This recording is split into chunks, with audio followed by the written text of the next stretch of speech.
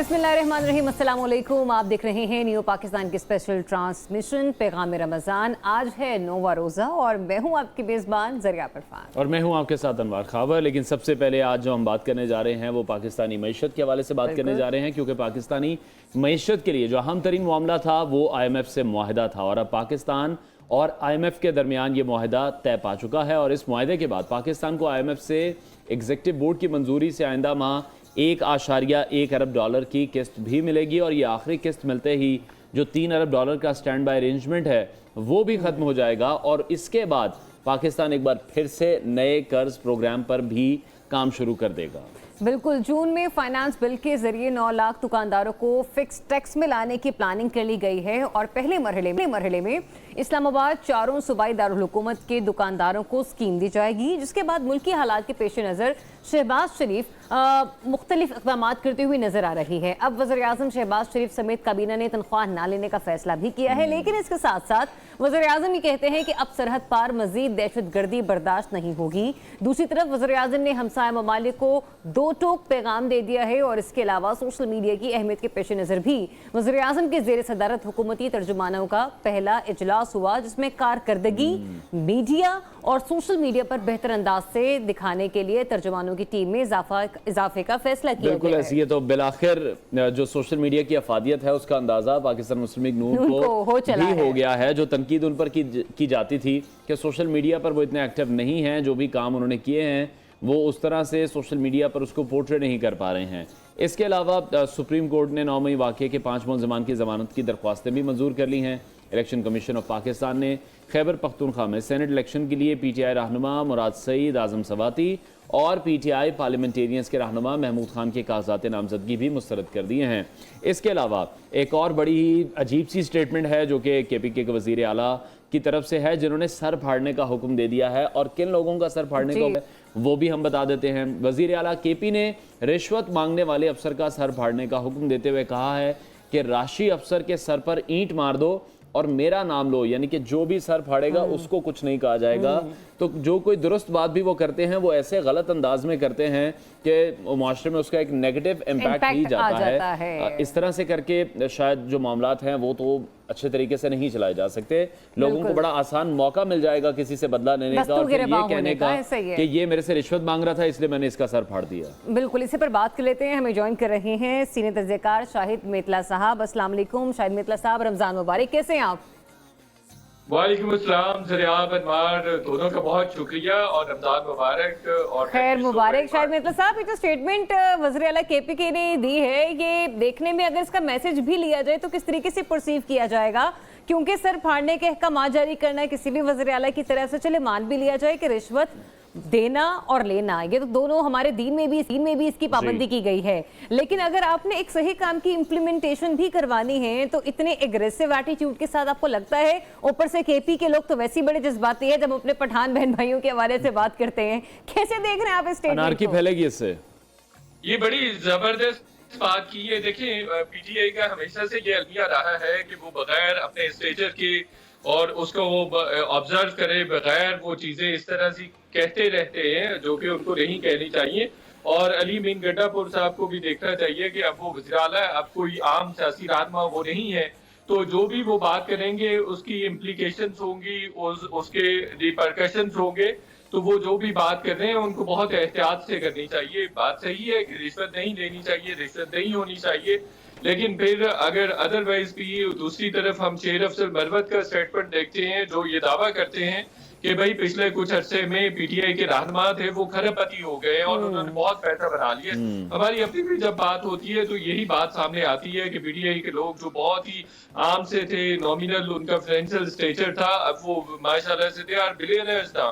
तो ऐसी बातें उनको मेरा ख्याल है इस तरह से इस अंदाज में नहीं करनी चाहिए, बिकॉज अगर कोई भी बात वो करेंगे, इस तरह की करेंगे, तो आगे जो सुनने वाले हैं, जो सामीन हैं, जो उनके वोटर्स हैं या अदरवाइज भी जो आम शहरी हैं, वो उसका बहुत नेगेटिव असर लेंगे और वो फिर आप देखेंगे कि इसके बाद तो आए दिन लड़ाई झगड़े और अफसरान के साथ बदतमीजी शुरू हो जाएगी, एक अनार्की का माहौल पैदा हो जाएगा। कोई भी आदमी कह सकता है किसी अफसर के साथ बदतमीजी करके कि इसने मांगी थी इसलिए मैंने इसको थप्पड़ मार दिया, इसलिए मैंने इसको ईंट उठा के मार दी, इसलिए मैंने इसको कोई गिलास वगैरह उठा के मार दिया या कोई पत्थर उठा के मार दिया। तो ये आप देखेंगे इस बयान के अच्छे खासे मजबूरात होंगे। ठीक है मेहता साहब, सेनेट इलेक्शन के हवाले से बात कर लेते हैं। सेनेट पाकिस्तान का वाने बाला है, कानून साजी जो की जाती है, जो आइन का तहफ़्फ़ुज़ है वो सेनेट ही करता है, लेकिन हमारे यहाँ ऐवान बाला में जो मेंबरान हैं वो पैसे के बल पर आते हैं, ताल्लुकात के बलबूते पर आते हैं। और उसके बाद फिर हमने देखा कि किस तरह से रज़ा रबानी की जगह सादिक संजरानी साहब मुंतखब हो गए थे। तो इस हिसाब से अगर हम देखते हैं तो जो सेनेट का तकद्दुस है वो खुद सेनेटर्स ही उसका लिहाज करते हुए नज़र नहीं आते हैं। इस बार का सेनेट आपको कितना मुख्तलिफ लग रहा है? पाकिस्तान तहरीक इंसाफ भी महाज आराई के मूड में है?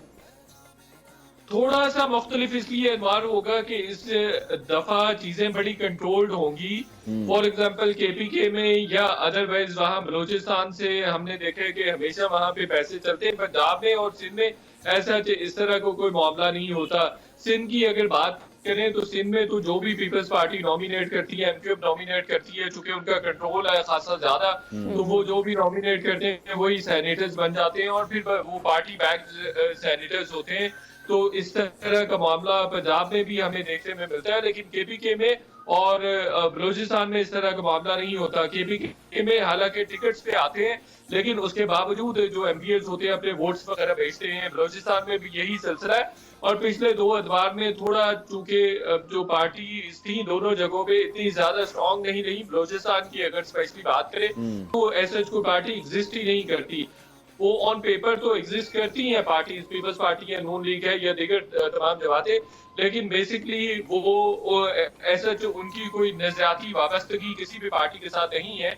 वो ताकतवर लोगों के साथ अपनी सियासत करते हैं और उनकी सियासत उन्हीं के साथ मुंसलिक होती है। तो इस दफा तो बलूचिस्तान में भी हमें नजर यही आ रहा है कि पैसे कम चलेंगे, चूंकि मुक्तदरा जिनको कहेगी MPs को कि इनको वोट दे दें, उन्हीं को वोट जो है वो दे दिए जाएंगे MPs की जानिब से। तो इस दफा पैसे खासे कम चलते नजर आ रहे हैं। दूसरी तरफ अगर आप ये भी देखिए कि KPK में भी इसी तरह का एनवायरनमेंट नजर आ रहा है इस दफा कम अज कम, क्योंकि जो लोग आए हैं KPK में वो बहुत ही लॉयलिस्ट और 4th और 5th। चले ऐसी ही लॉयलिटी की पाकिस्तानी मईशत में भी जो है ना वो देखने की जरूरत है, क्योंकि IMF के साथ मुआहदा हमारा हो चुका है। अब हम एक और बड़े मुआहदे की तरफ जा रहे हैं। लेकिन मतलब साहब एक वक्त था हम कहते थे कि IMF हमारी जरूरत है, अब हमें IMF अपनी मजबूरी लगता नजर आ रहा है, जिसके साथ हमने 10 साल अगर पॉलिसी अच्छी बना ली तो हम अच्छे तरीके से अपनी मईशत को सुधार सकते हैं, वरना तो कोई ऐसे आसार नजर नहीं आ रहे।